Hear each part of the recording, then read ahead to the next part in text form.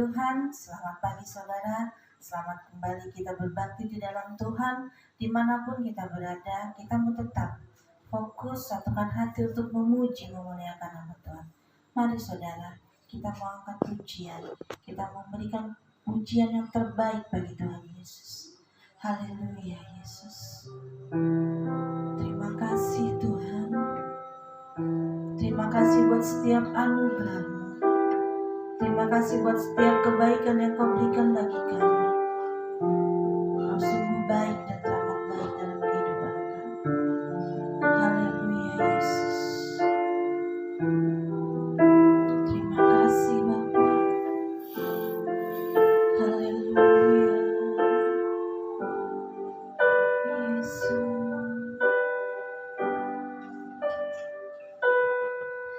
Tak sekalipun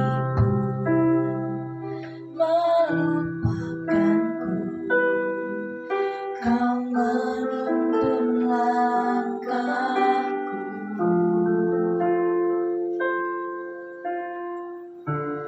Ku tak pernah sendiri, Kau tak tinggalkanku. Tak sekalipun melupakanku, Kau menuntun langkahku.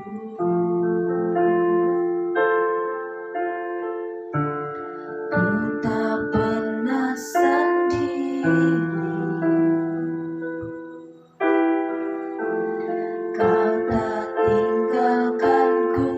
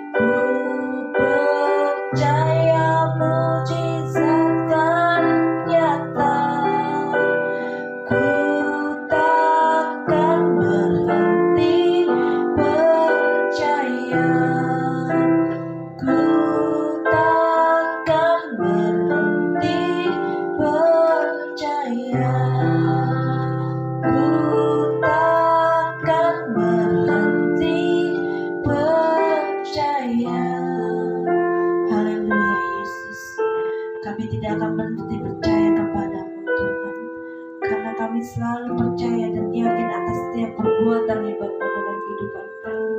Tiba saatnya bagi kami Bapa untuk mendengarkan sebagian firman-Mu. Berbicaralah lewat hamba-Mu yang Kau persiapkan untuk memberitakan firman-Mu. Biarlah firman-Mu itu dapat bertumbuh dan berakar di dalam kehidupan kami. Terima kasih Tuhan Yesus, kami menyiapkan hati kami untuk ditaburi firman-Mu. Kami telah berdoa dan mengucap syukur. Haleluya. Amin.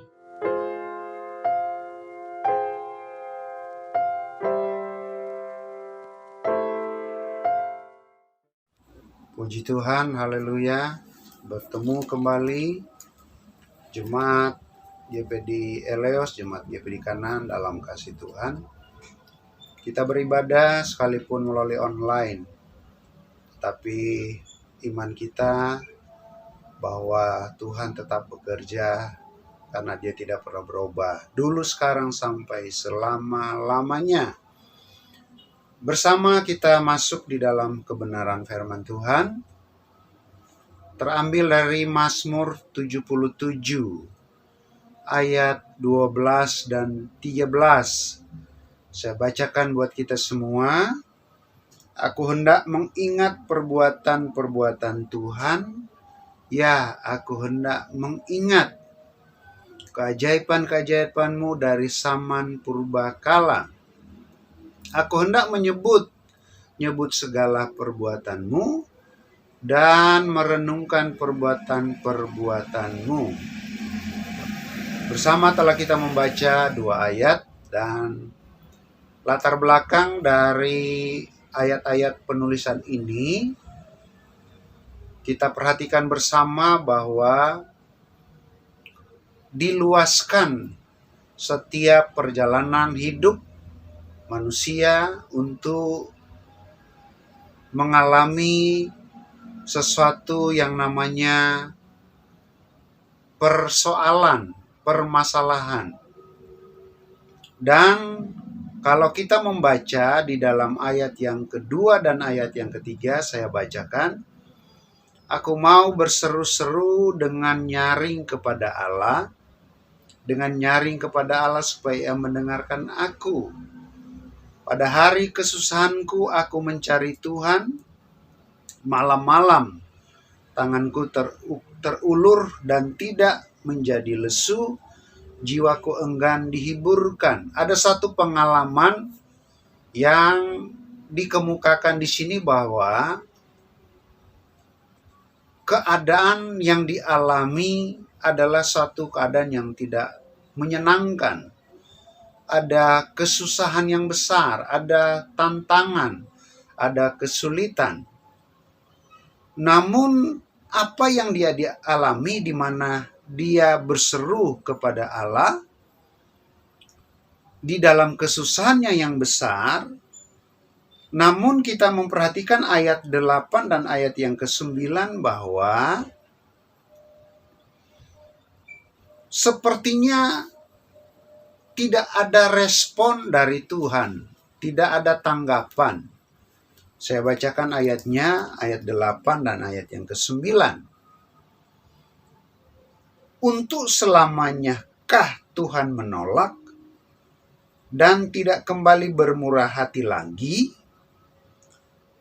Sudah lenyapkah untuk seterusnya kasih setianya? Telah berakhirkah janji itu berlaku turun-temurun? Dari satu kenyataan kesusahan yang dia alami, dia merasakan bahwa tidak ada respon, ya, tidak ada jawaban, tidak ditanggapi. Sehingga muncul satu pertanyaan ini. Sudah lenyapkah kasih setia Tuhan? Tentu kasih setia Tuhan tidak pernah berhenti. Ini merupakan satu ekspresi reaksi bahwa karena dia mengalami sesuatu yang belum mendapatkan jawaban. Akan tetapi setelah kita membaca tadi ayat 12 dan ayat yang ke-13 bahwa betapa luar biasanya suatu sikap, perilaku, dan tindakan dari pemazmur ini. Dia katakan dia akan terus mengingat kasih setia, akan terus mengingat apa yang Tuhan telah kerjakan, menceritakan keajaiban-keajaiban Tuhan. Tidak ubahnya dengan keadaan yang kita alami saat ini, jemaat yang dikasihi Tuhan.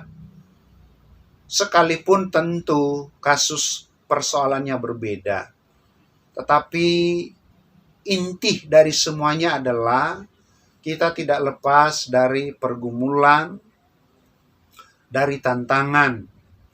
Tetapi sebagaimana yang dilakukan oleh pemazmur ini, bahwa dia tidak menyerah, dia tidak berputus asa, dia tidak ada kamus untuk berkata mundur. Tetapi yang dia lakukan adalah juga teladan buat kita semua. Seperti yang diuraikan tadi. Dia mengingat, dia menceritakan tentang kemurahan dan perbuatan Tuhan. Perhatikan bersama, sebagaimana yang tercatat di dalam ayat-ayat ini, dia menyebut segala pekerjaannya.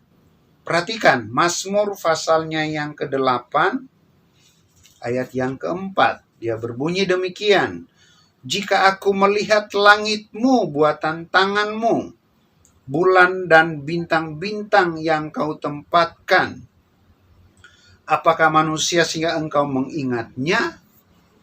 Jadi ada sesuatu yang sangat indah kita perhatikan di sini. Manusia mengingat akan apa yang dibuat oleh Tuhan, dan kita diminta supaya kita harus bisa mengalahkan yang namanya masalah lupa, ya. Kita harus bergumul melawan lupa. Mengingat ini berarti tidak lupa. Ya, kita manusia mengingat pekerjaan yang Allah lakukan. Bulan dan bintang-bintang, langit dan bumi adalah ciptaan Tuhan. Sebaliknya juga, kita ciptaan Tuhan, Tuhan selalu mengingat kita. Kalau kita membaca ayat-ayat ini, ya, Tuhan selalu mengingat. Jadi, apa yang dialami bahwa sepertinya tidak ada tanggapan, dengan melihat ciptaan Tuhan saja suatu kebesaran, berarti apa yang kita alami dan hadapi itu kecil bagi Tuhan. Itu merupakan masalah yang sebentar saja Allah selesaikan untuk kita bersama, untuk kita semua, yang tentu mendatangkan kebaikan. Kembali perhatikan, mengingat apa yang Tuhan telah lakukan. Maria Magdalena, seorang yang salah satu menyaksikan kebangkitan Tuhan Yesus, Markus pasal 16 ayat yang ke-9, Markus 16 ayat yang ke-9, ternyata dia wanita yang mengalami keajaiban Tuhan karena disembuhkan dari 7 setan. Ya, 7 tingkatan yang tidak mudah. Katakanlah, misalnya, sakit penyakit apa yang kita alami? Sakit yang sebesar, seberat apapun. Urutkanlah itu. 1, 2, 3, sampai 7. Maria Magdalena telah mengalami mujizat Tuhan, keajaiban Tuhan, sehingga dia mengingat apa yang telah terjadi. Sebutkanlah setan penyakit, setan kemiskinan, setan ketakutan, setan kekhawatiran, setan belenggu, ya, setan ketidakpastian, ya, setan keraguan-raguan. Maria Magdalena, dia mengalami mujizat yang luar biasa. Artinya, dengan mengingat langit dan bumi ciptaan Tuhan, Dia adalah Allah yang berkuasa atas segala-galanya. Dan ini pun adalah merupakan jaminan kekuatan untuk saya dan saudara. Ya. Kenapa? Menjadi satu pertanyaan. Kenapa ini sekaligus masuk pada poin yang berikut? Karena kita telah ditebus oleh darah Yesus. 1 Petrus pasal 1 ayat 18 dan ayat 19.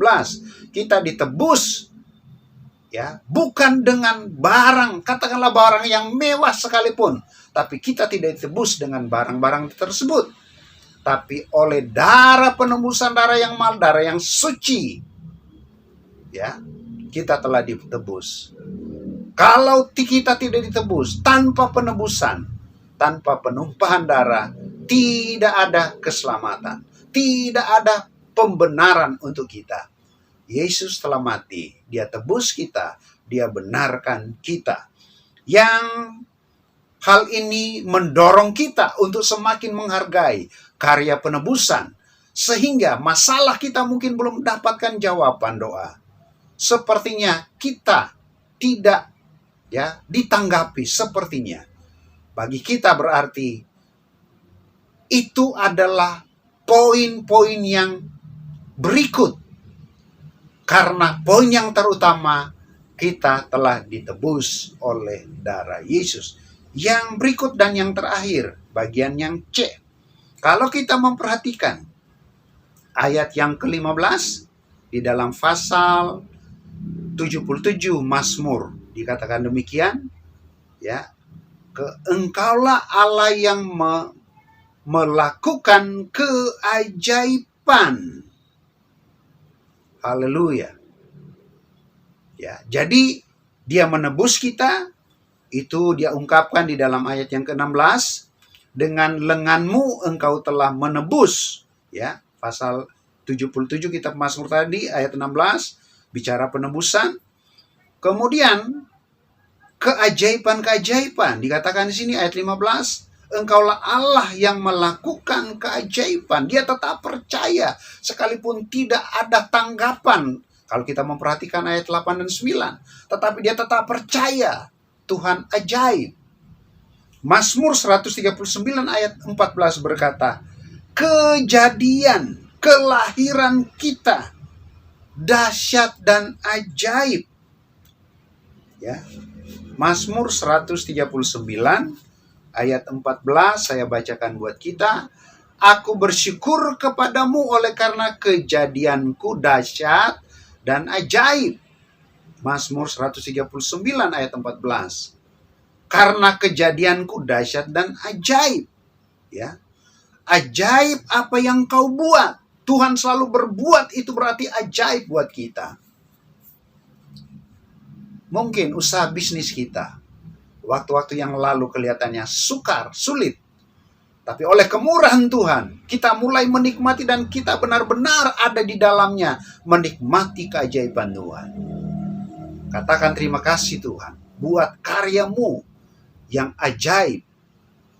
Oleh dan sebab itu, kita yang ada di dalamnya yang menikmati mengalami keajaiban kedahsyatan Tuhan.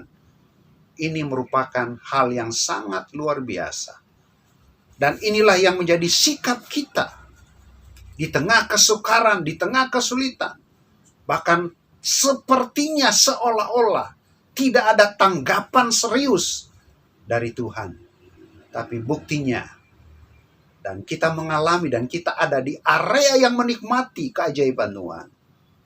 Sikapi seperti apa yang pemazmur ini lakukan.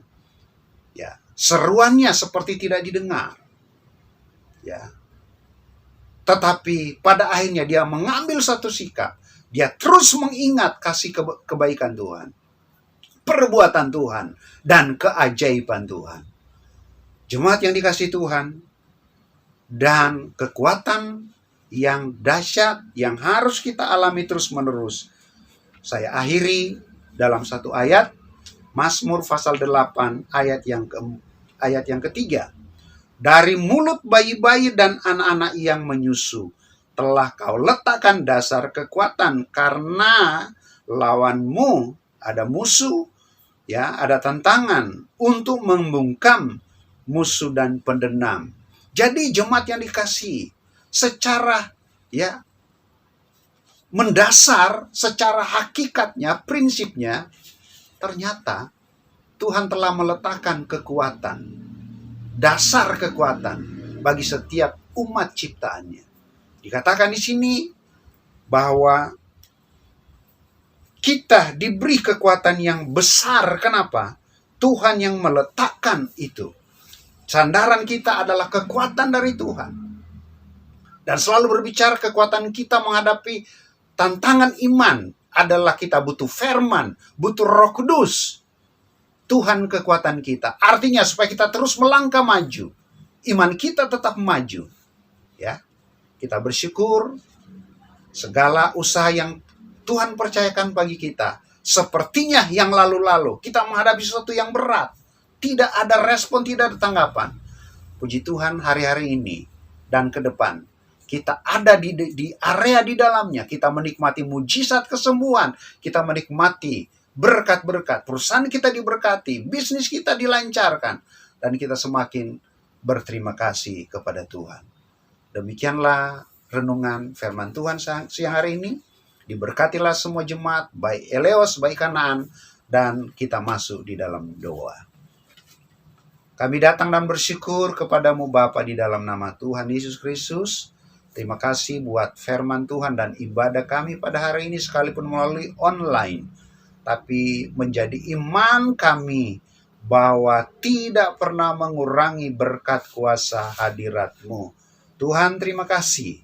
Kami mau melangkah terus sebagaimana apa yang Engkau firmankan pada hari ini. Dan kami tetap kuat di dalam Engkau. Engkau telah meletakkan dasar kekuatan bagi kami. Kami bawa bangsa dan negara kami, pemerintah kami, dari pusat sampai pemerintah yang paling terendah, garda terdepan yang mengawal Tuhan untuk penanganan COVID yang ada, TNI, Polri, dan tenaga medis. Tuhan terus beri mereka kemampuan. Berkati bangsa dan negara kami, selamatkan, hindarkan dari wabah, dan kami semua yang terus ada dalam Tuhan diberikan perlindungan. Semua yang telah beribadah pada hari ini, baik anak-anak, remaja pemuda yang rumah tangga lanjut usia, dalam nama Yesus semua diberkati. Cita-citanya, studi, masa depan, semua usaha pekerjaan dan keluarga, rumah tangga diberkati. Oleh dan sebab itu, mari umat Tuhan arahkan seluruh hidupmu. Bersyukur dan terimalah berkat yang besar jasmani dan rohani. Berkat yang datangnya dari Allah Bapa di dalam sorga. Cinta dan kemurahan di dalam anak yang tunggal. Penghiburan, pengentaran, kekuatan oleh kuasa Roh Kudus, terus memimpin menyertai kita mulai hari ini, besok sampai selama-lamanya sampai Tuhan sudah datang kembali. Kami sudah berdoa dan bersyukur. Terima segala berkat Tuhan, serta mengakhiri ibadah siang hari ini di dalam nama Tuhan Yesus Kristus. Haleluya, haleluya. Bersama-sama semua yang percaya diberkati, katakan amin. Puji Tuhan. Untuk ibadah seterusnya, ikuti perkembangan yang pasti nanti akan disusul dengan pengumuman. Terima kasih, Tuhan Yesus memberkati. Haleluya.